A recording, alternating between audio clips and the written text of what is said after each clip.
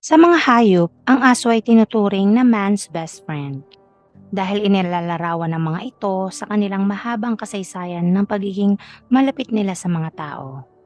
Dagdag pa ang binibigay nitong katapatan, pakikipagkaibigan at pakikisama sa mga tao, lalong-lalo na sa mga tagapag-alaga ng mga ito. Ngunit sa kwento natin ngayon, ang aso ang ginamit ni Ingrid upang gumawa ng mga krimen. Dahil sa husay sa pag-aalaga at talento sa pagtuturo ng mga aso, pumasok sa isip na gamitin ang kanyang alagang asong si Volodya para umatake at manggahasan ng kanyang mga biktima.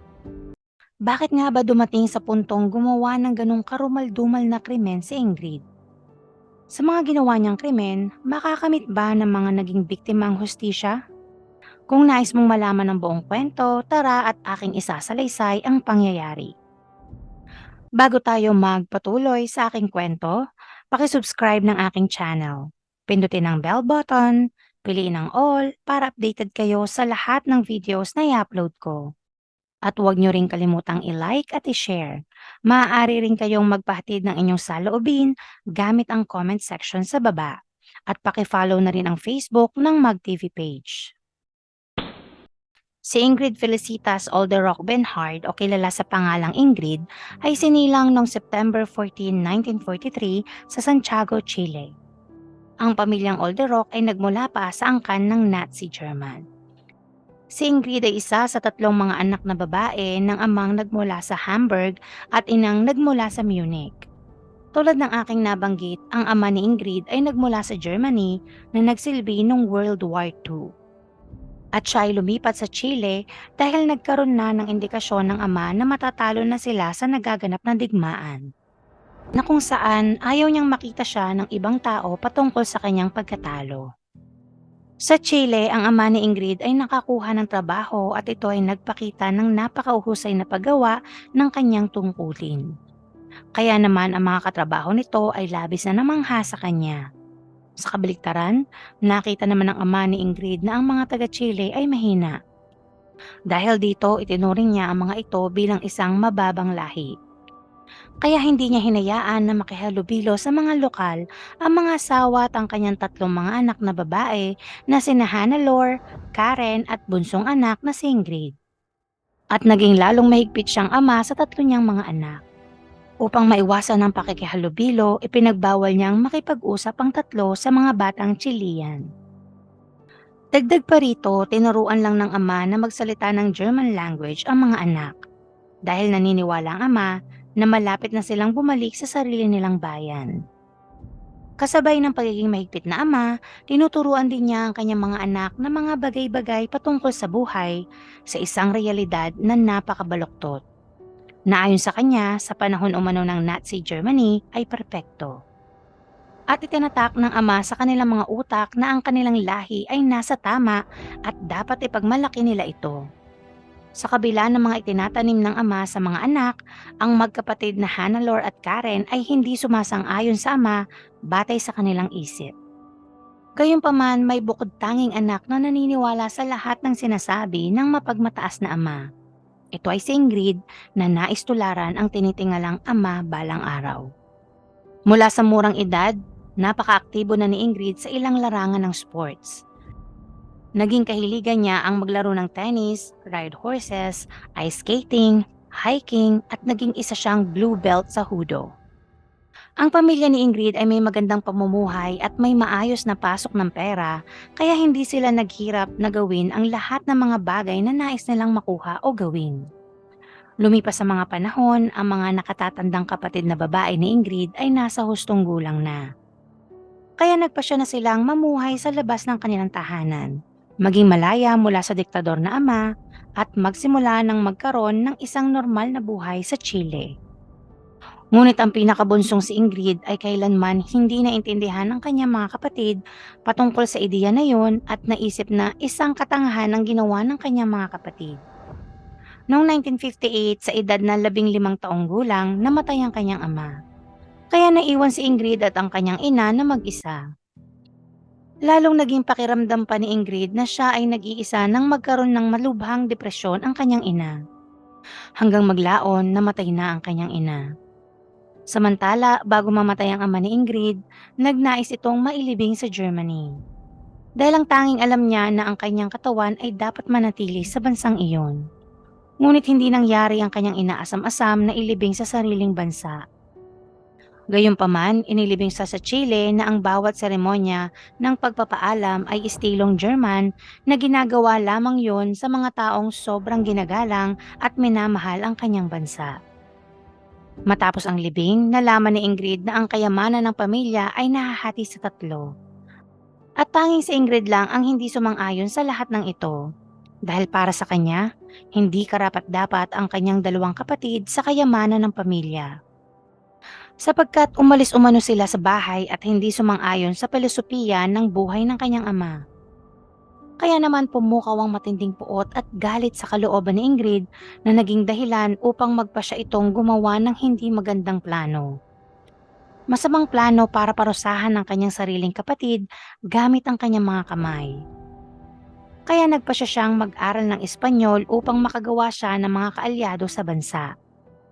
Pagkatapos matuto ng salita, sinimulan niyang akitin ng mga lalaki para matulungan nila siya sa kanyang plano. Nakapalit ng lahat ng pabor na ito ay ang pakikipagtali. Kasabay nun, sinubaybayan ni Ingrid ang kanyang kapatid na si Karen ng ilang buwan. Pinag-aralan ng gawain ng kapatid sa araw-araw kung saan pumupunta kung sino-sino ang kasama nito at anong mga oras siya pumapasok sa kanyang trabaho, umuuwi at gumagala. Pagkaraan na mapag-aralan ni Ingrid ang lahat patungkol sa kapatid, sa tulong ng kanyang mga kasabwat, dinukot niya ito sa kanyang trabaho. Makalipas ang ilang sandali, nagising na lamang si Karen sa bahay ni Ingrid. Kaya ang buong akala ni Karen ay nasa mabuting kamay siya dahil nasa piling siya ng kanyang kapatid. Sinimulan niyang tawagin si Ingrid upang humingi ng tulong para palayain siya sa pagkakagapos. Ngunit nang nagpakita si Ingrid sa kanya, imbis na tulong ang kanyang binigay, isang matinding atake na may kasamang pagkamuhi mula sa kanya. Sa mga oras na yon, hindi naintindihan ni Karen kung ano ang nangyayari sa kapatid at bakit ginagawa ang mga bagay na yun sa kanya. Pagkatapos ng pag-ataking ginawa ni Ingrid sa kapatid, inilipat niya si Karen sa isang pribadong silid sa kanyang bahay na tila isang bilangguan. Sa silid na yon, walang dumadaloy na tubig, walang banyo at hindi rin nagbibigay ng pagkain si Ingrid sa kapatid. Sa paglipas ng panahon, ang pagkamuhi ni Ingrid sa kapatid ay patuloy na lumalaki. Kaya naman pumasok sa kanyang isip na ipagahasa niya si Karen sa mga kasabwat. Ngunit hindi lamang doon natatapos ang lahat dahil gamit ang masasakit na salita, emosyonal niyang sinaktan ng kanyang kapatid. Habang nagsasalita si Ingrid, humingi ng awa si Karen. Hinihiling niya sa kanyang kapatid na palayain siya at sinabing wala siyang pagsasabihan kahit kanino ng patungkol sa pagpapahirap nito. Sa pagkakataon na yon, pumayag naman si Ingrid sa ilalim ng mga sumusunod na kondisyon. Ang dalawang kondisyon ay hindi magkakaroon ng anumang mana si Karen at huwag magsasalita sa sino man ng lahat ng nangyari sa kanya. Dahil kung susuway siya sa mga kondisyon na yon, mas malala ang mangyayari sa kanya. Matapos marinig ang mga kondisyon, sumigaw ng napakalakas si Karen, indikasyon na siya ay sumasang-ayon sa nais ng kapatid. Dahil nais siyang manatiling buhay ng malaya. Magmula nang mangyari ang mga bagay na yon, naging masaya si Ingrid. Pumasok sa kanyang isip ang kaligayahang naranasan na kapangyarihan na magdudulot ng takot sa mga taong makakaranas ng kanyang pagpapahirap. Nagustuhan niya ang ideya patungkol sa pagbibigay ng takot gamit ang marahas na paraan upang gawing laruan ang mga tao. Kaya nagsimula siyang maging interesado na makapasok sa military school. Subalit ng panahon na yon, ang mga kababaihan ay hindi pinapapasok sa institusyong nabanggit. Hanggang noong 1967, sa edad na 24 na taong gulang, na bago ito at tinanggap na ang mga kababaihan na makasali. Kaya naman hindi nagpalampas ng pagkakataon si Ingrid na sa lalong madaling panahon nang malaman niya ito, agad-agad siyang nag-sign up. Sa tulong ng kanyang mga kinahiligang sports tulad ng judo at martial arts, napakadali niyang nakapasok at nakapasa. Sa maiksing panahon, siyang tinaguriang unang babaeng skydiver sa Chile na mula sa Latin America. Sa paglipas ng panahon, madali siyang nahasa sa paghawak ng baril at isa sa naging kanyang kakaibang talento ay ang pagsasanay ng mga aso. Noong September 11, 1973, itinalaga ni President Salvador Allende si General Augusto Pinochet bilang Army Commander-in-Chief para sa isang kudeta sa Chile. Nang nagkaroon na ng kapangyarihan si Augusto, nagsimula na siyang manghuli at magpahirap ng kanilang mga kalaban. At binuo ang Directorate National Intelligence Agency o DINA, isang Chilean secret police na isa sa itinuturing ng panahon na yon na pinakamahusay na sandata. Sa samahan na ito, naging bahagi si Ingrid at naging pinakamahalaga at kapaki-pakinabang na babae sa DINA, na kung saan mangyayari ang napakasamang bagay o kwento patungkol sa mga naging biktima ng agency na ito. Sa pagpasok ni Ingrid sa DINA bilang captain, naging pangunahing responsibilidad niya ang pagsasanay ng humigit kumulang na 70 ahente upang gamitin sa mga kaaway ng gobyerno. Noong 1974, nagsimulang magtayo ang DINA ng kanilang detention center o prison camp na kilala sa tawag na Venda Sexy. Ito ay malapit sa Santiago, Chile, kung saan ang bahay na ito ay nahahati sa 2 palapag at maraming mga silid. Sa bawat silid, doon nagaganap ang mga iba't ibang uri ng pagpapahirap at panggagahasa sa mga biktimang lalaki at babae. Maliban sa mga tao na nagpapahirap, kabilang dito ang alaga at tinuruan na aso ni Ingrid na si Volodya, na gawin din ang pagpapahirap. Sa aking pagsasaliksik, sobrang pagpapahirap talaga ang ginawa ni Ingrid sa mga biktima, na kung saan pili lamang ang aking gagamitin para sa ilan sa inyong hindi kaya ang napaka-brutal na pagpapahirap at para na rin kay YouTube. Ang ilan sa pagpapahirap ay naikwento ng mga nakatakas sa kamay ni Ingrid. Batay sa salaysay, ang kanyang naranasan ay ang pagkuryente sa masaselang bahagi. Ang iba naman ay nakaranas ng pagpilit ng mga anak ng mga buntis. Pagkatapos sa harap ng ina, gagamitin na ni Ingrid si Volodya para ang mga sanggol. Kasunod na ng aso ang mga inang nanganak. Sa bawat silid, maririnig ang mga hiyaw ng pagpapahirap. Katulad ng aking unang nabanggit, ang tanging nakakaranas lang ng mga pagpapahirap na ito ay ang mga kalaban sa politika, ang mga sumusuway sa pamahalaan at ang mga hindi interesado sa patakaran ng Estado. Sila ay tinuturing ng mga kaaway at maaari silang dukutin sa anumang oras upang dumaan sa lahat ng mga kalupitan na ito. At ang lahat ng pagpapahirap na yon ay sobrang nagpapagaan sa kalooban ni Ingrid na nagbibigay sa kanya ng labis na kasiyahan na kanyang itinuturing na resulta ng maganda at maayos niyang serbisyo. Noong July 15, 1981, habang nagpapahinga si Ingrid sa kanyang bahay, siya ay inatake ng isang komando mula sa Revolutionary Left Movement o MIR. Siya ay tinamaan ng 2 beses, isa sa tiyan at isa sa sentido. Sa hindi inaasahan, siya ay nabuhay at nakaligtas sa pag-atake. Ngunit ayon sa kanyang doktor, kinakailangan na niyang magpahinga sa pagtatrabaho upang tuluyang gumaling. Kaya napilitan siyang magretiro sa kanyang serbisyo at naiwan na niya si Volodya. Magmula noon, nanirahan na ng mag-isa si Ingrid sa isang bahay dahil wala na siyang mga magulang, kapatid o kahit asawa o anak man lang. Makalipas ng ilang taon, sinimulan ng imbestigahan ang pamumuno ni President Salvador Allende at General Augusto Pinochet. Sa bawat pag-iimbestiga, makailang beses na nakita ang pangalan ni Ingrid sa mga dokumento. Kaya pinatawag si Ingrid para tumistigo laban sa mga opisyal patungkol sa pagkakaugnay nila sa human right violation.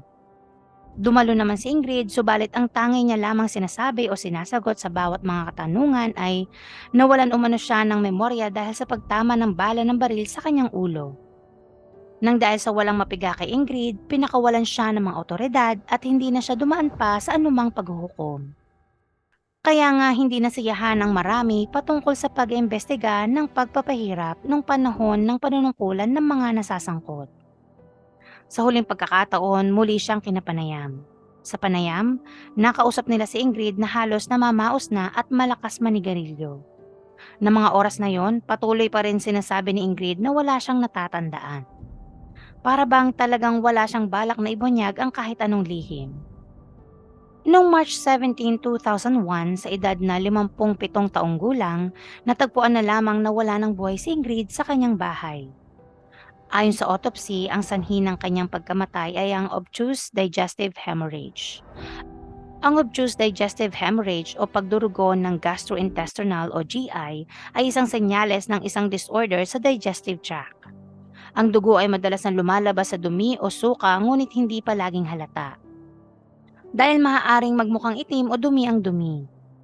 Ang pagdurugo ay maaaring mula sa banayad hanggang sa malubha at maaaring maging dahilan ng pagkamatay. Kaya matapos siyang mamatay, nanatiling hindi naparusahan ang mga nasangkot, na kung saan kasama rin siya sa hindi naparusahan. Gayunpaman, noong mga panahon na nabubuhay siya, nakitaan siya ng pagkabaliw sanhi ng pagbaril sa kanyang ulo. Ang kwento ni Ingrid ay nagsilbing inspirasyon upang gawin ang isang short animated film na Bestia na directed by Hugo Covarrubias. Ito ay inirelease noong 2021 at naging nominated bilang Best Animated Short Film. Bago po matapos ang video, nais ko pong batiin sina Marilyn Idanan, Edlin Alabado from Hong Kong, Pang 8 ko, at Apple Subebe from Hong Kong. Sana po ay tama ang bigkas ng inyong mga pangalan. At kung nais nyo pong magpa-shoutout, paki-comment lang po sa ibaba. Dito na po natatapos ang kwento patungkol kay Ingrid Felicitas Alderoc Benhart. Ako po si G. Maraming salamat.